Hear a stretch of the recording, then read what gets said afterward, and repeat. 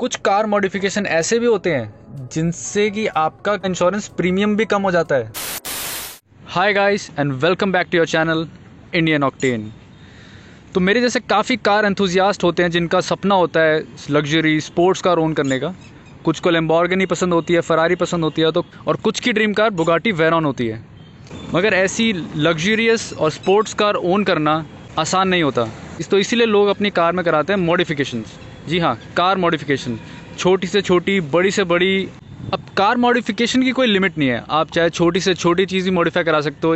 मगर जैसे कि काफ़ी लोग को पता है, इंडिया में कार मॉडिफिकेशन इलीगल है। तो इंडिया में कार मॉडिफिकेशन में क्या क्या चीज़ इलीगल है, कार मॉडिफिकेशन क्यों इलीगल है, और उसके बारे में बात करेंगे अगली वीडियो में डिटेल में। इस वीडियो में हम बात करने वाले हैं कि आपके कार मॉडिफिकेशन की वजह से, चाहे वो छोटे से छोटा मॉडिफिकेशन हो या बड़े से बड़ा, तो आपके कार मॉडिफिकेशन से आपके कार इंश्योरेंस पॉलिसी और प्रीमियम पे क्या फ़र्क पड़ने वाला है, तो आज उसके बारे में हम बात करेंगे। तो चलिए अंदर चलते हैं। तो इस वीडियो को स्टार्ट करने से पहले मैं एक बार बता देना चाहता हूँ, जिन मॉडिफिकेशन की बातें हम इस वीडियो में करने वाले हैं वो मॉडिफिकेशंस इंडिया में लीगल हैं और उन पे कोई आपको चार्ज नहीं करेगा। तो सिर्फ हम उन्हीं स्पेसिफिक मॉडिफिकेशन के बारे में ही बात करेंगे इस वीडियो में कि उनकी वजह से आपके कार इंश्योरेंस पॉलिसी पे क्या फ़र्क पड़ता है। अब आप कभी भी कोई भी मॉडिफिकेशन अपनी कार में कराते हो तो आपकी जिम्मेदारी बनती है कि वो मॉडिफिकेशन की डिटेल आप अपनी कार इंश्योरेंस कंपनी को बताओ कि आपने सो एंड सो मॉडिफिकेशन कराया। तो आपको वो चीज़ इन्फॉर्म करनी पड़ेगी अपनी कार इंश्योरेंस पॉलिसी में, ताकि फ्यूचर में कभी कार इंश्योरेंस क्लेम में आपको प्रॉब्लम ना आए। क्योंकि अगर आपने कोई मॉडिफिकेशन करा रखा होगा और वो चीज़ डैमेज्ड होगी और आप उसका क्लेम लेना चाहोगे तो आपको बहुत दिक्कत आने वाली है। तो पहले हम उन मॉडिफिकेशन के बारे में बात करेंगे जिन मॉडिफिकेशन की वजह से आपका कार इंश्योरेंस प्रीमियम इंक्रीज़ होता है, मतलब आपको महंगा पड़ेगा इंश्योरेंस आपका। तो सबसे पहले बात करते हैं कार के एक्सटीरियर की। अगर आप अपनी कार में स्पेशलाइज्ड पेंट वर्क करवाते हो जिसमें इंक्लूड होता है डेकोरेटिव डिकैल्स, स्टिकर्स या फिर रैप, तो उससे क्या होता है कि आपकी कार इंश्योरेंस की प्रीमियम बढ़ जाता है। और वो बढ़ क्यों जाता है वो भी मैं बता देता हूँ। जब कभी आप अपनी गाड़ी में स्टिकर्स या डीकैल्स लगाते हैं जो कि काफ़ी अट्रैक्टिव होते हैं, काफ़ी हाईलाइटिंग होती है रोड्स पे, तो उससे क्या होता है कि आप जो चोर चकारे होते हैं उनको काफ़ी अट्रैक्ट करते हो और अपनी गाड़ी को हाईलाइट करते हो सब में। सो समझ लो एक आपके शहर में, आपके सिटी में 1000 स्विफ्ट वाइट कलर की गाड़ियाँ हैं, मगर आपने अपनी वाइट स्विफ्ट को मॉडिफाई करा के, डीकैल्स लगा के, स्टिकर्स लगा के उसको थोड़ा सा हाईलाइट करा रखा है, अपनी स्पेशल कार बना रखी है। तो उससे क्या होगा कि जो गाड़ियाँ चोरी करते हैं तो आपकी गाड़ी उनकी नज़र में आ जाएगी।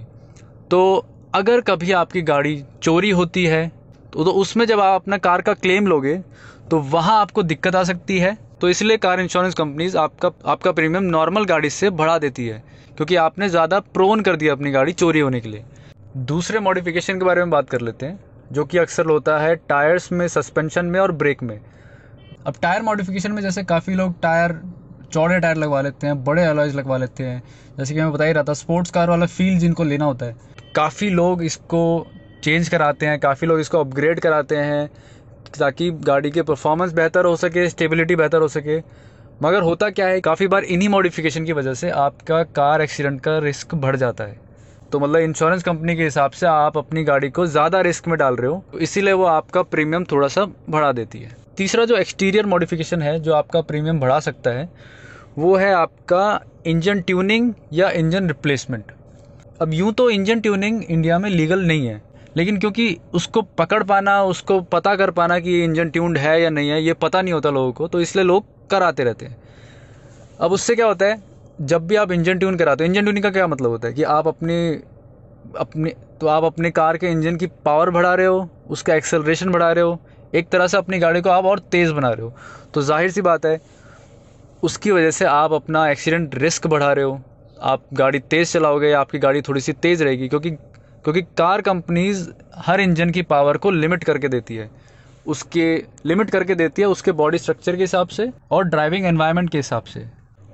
और इंजन रिप्लेसमेंट कहाँ लोग करवाते हैं, क्यों करवाते हैं, जैसे कि काफ़ी गाड़ियाँ होती हैं जो काफ़ी पुरानी हो चुकी होती हैं, जैसे कि 20 साल 30 साल पुरानी गाड़ियाँ, उसमें क्या होता है कि वो इंजन ही ख़राब हो जाता है, इंजन में रस्टिंग हो जाती है, 100 तरह की प्रॉब्लम आती है, तो लोग उसमें इंजन रिप्लेस करते हैं। अब क्योंकि ये इंजन आप आफ्टर मार्केट बाहर से इंजन डलवा रहे हो या ठीक करवा रहे हो, तो उससे क्या होता है कि आपकी वैलिडिटी कम हो जाती है, गाड़ी की कार वैलिडिटी कम हो जाती है, और इसी कारण कार इंश्योरेंस कंपनीज आपका प्रीमियम बढ़ा देती है। क्योंकि अगर आपकी कार के इंजन में कोई दिक्कत आएगी तो वो कंपनी से नहीं ठीक हो पाएगी, उसको बाहर ठीक कराने का पड़ेगा, उसकी कॉस्ट एक्स्ट्रा आएगी, इसी कारण उसका प्रीमियम थोड़ा सा बढ़ जाता है।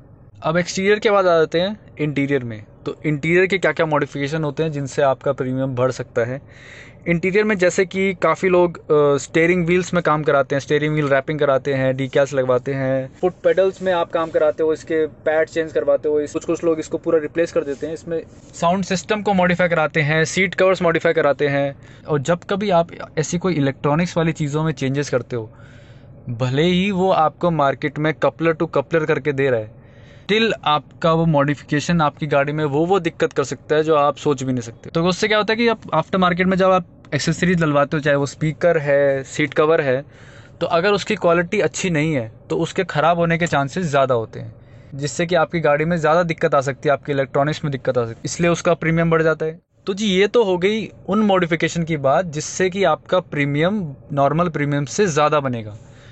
अब कुछ ऐसी मॉडिफिकेशन भी हैं जिनसे आपका प्रीमियम रिड्यूस भी हो सकता है, आपको कम प्रीमियम पे करना पड़ेगा। चलो उनके बारे में बात कर लेते हैं। तो पहली चीज़ होगी सेफ्टी।